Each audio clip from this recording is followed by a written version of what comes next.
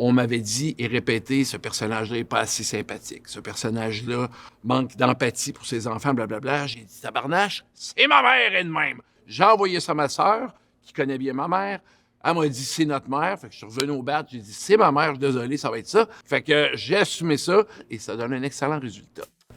Je m'appelle Ricardo Troggi, réalisateur-scénariste depuis bientôt 25 ans. J'ai réalisé Québec-Montréal, Horloge biologique 1981, 1987, 1991, Le Mirage, La famille parfaite et Citizen Kane, mais personne ne me croit.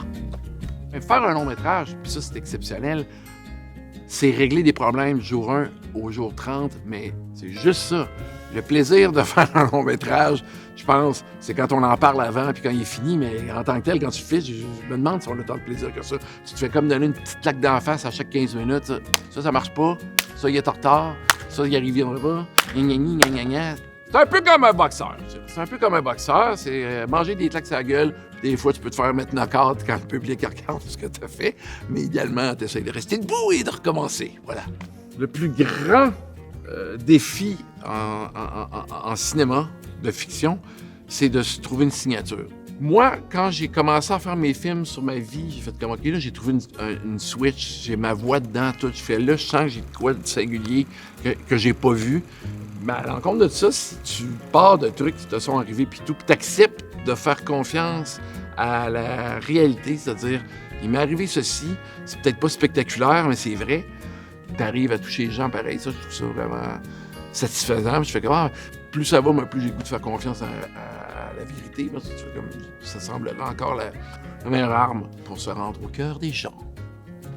Il y a plein de films québécois que j'aime revoir parce que ça devient des entités qui flottent, ça devient des personnages. Quand tu réussis à faire ça avec un film, que les gens aient le goût de le réécouter, c'est parce que t'as pogné de quoi, là. Ça, faut se le... C'est fou, ces trucs-là. C'est pas du théâtre, tu peux pas le peaufiner au fil des représentations. Fait que c'est vraiment très difficile de faire un bon film. Puis en faire un excellent, c'est encore plus tough, c'est encore plus rare. La contribution de certains comédiens en cinéma a un impact considérable. C'est particulier parce qu'ils sont pas là très longtemps sur un tournage versus une série télé. C'est-à-dire, dans Québec-Montréal, Benoît Gouin, qui est venu faire Michel Gauvin, Mike Govan, qui est 11 minutes à l'écran, est venu tourner une journée pour licher une crève à la glace. Puis je veux dire, tout le monde se souvient de ça, ça fait 20 ans. Donc, c'est particulier dans un film. T'as pas nécessairement besoin d'avoir tourné là-dessus pendant 5 ans pour marquer l'imaginaire. Moi, mon film favori québécois, c'est Les Ploufs. Et ça aurait pas pu être un film fait ailleurs. Ça se passe en plus dans la ville où je suis né, ça vient me chercher jusqu'ici au bout des oreilles. Donc, je veux dire, si le cinéma québécois a une force, c'est qu'il est dans la langue que vous parlez, puis il s'adresse à vous en premier. J'aurais pas ces émotions-là que beaucoup d'autres films dans ma vie.